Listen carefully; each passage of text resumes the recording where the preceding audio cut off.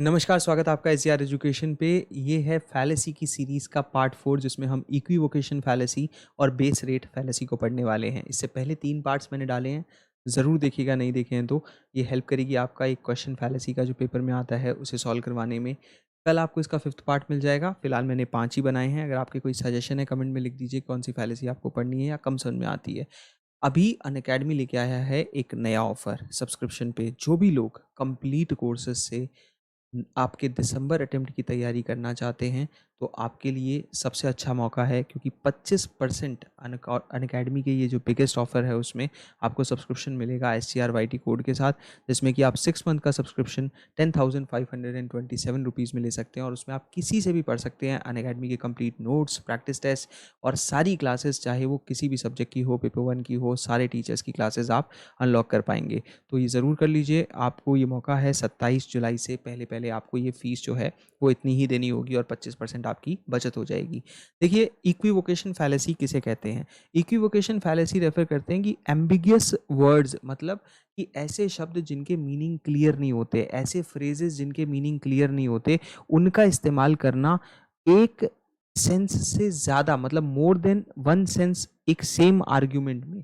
क्योंकि ये चेंज जो होता है मीनिंग का, ये कहीं न कहीं बिना वार्निंग के किया जाता है और इससे जो सुनने वाला है उसको मिसलीड किया जाता है और ये एक ऐसा आर्ग्यूमेंट देता है हमें जो इनवैलिड होता है और मिसलीडिंग होता है। तो इक्विवोकेशन की फैलेसी को हम एम्बिगिटी की फैलेसी भी बोलते हैं या एब्स्ट्रैक्ट की फैलेसी भी बोलते हैं। तो जैसे मान लो एक एग्जांपल से समझते हैं कि annoying coworkers are a headache, कि परेशान करने वाले कोवर्कर्स जो होते हैं ना, वो सरदर्द होते हैं।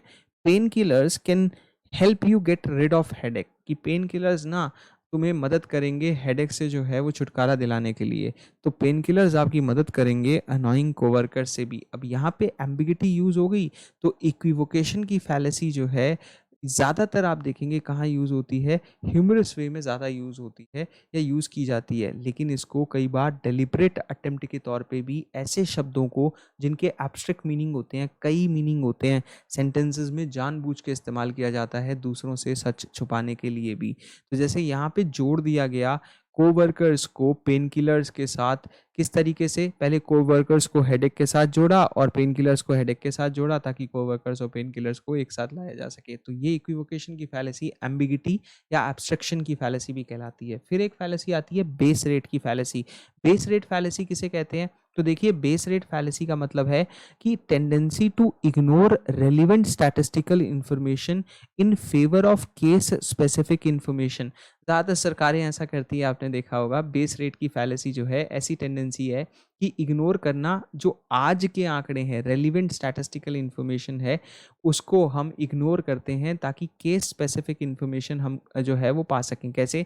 तो देखिए कि आज के जो आंकड़े हैं, जो बेस रेट है या जो प्रायर प्रोबेबिलिटी है, तो instead of taking into account the base rate और prior probability of an event, people are often distracted by less relevant information. तो जो कम रेलिवेंट इन्फॉर्मेशन होती है ना, उससे कहीं ना कहीं जो है वो लोगों को गुमराह करने की कोशिश की जाती है। इसके कारण लोग इनएक्यूरेट प्रोबेबिलिटी जजमेंट्स लगा देते हैं, स्पेशली मेडिकल, बिजनेस या हमारी डेली के डिसीजन मेकिंग कॉन्टेक्स्ट में।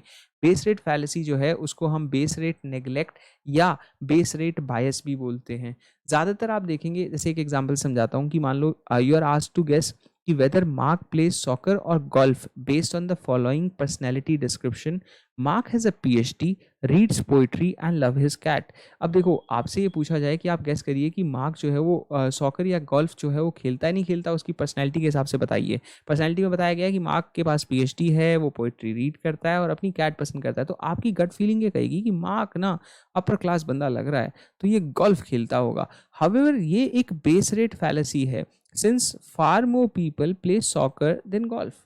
तो आप जब भी बेस रेट फैलेसी को देखेंगे तो ये आपकी टेंडेंसी होगी कि आप रेलिवेंट चीज़ों को इग्नोर कर देंगे इन favour of a case specific information जो आपको दी जा रही है उसके आधार पे। तो जहाँ भी रेलिवेंट चीज़ों को, या आप देखेंगे कि डिस्ट्रैक्ट हो जाते हैं लोग ऑफन लेस रेलिवेंट चीज़ों से, तो उसे बेस रेट नेग्लेक्शन कहा जाता है।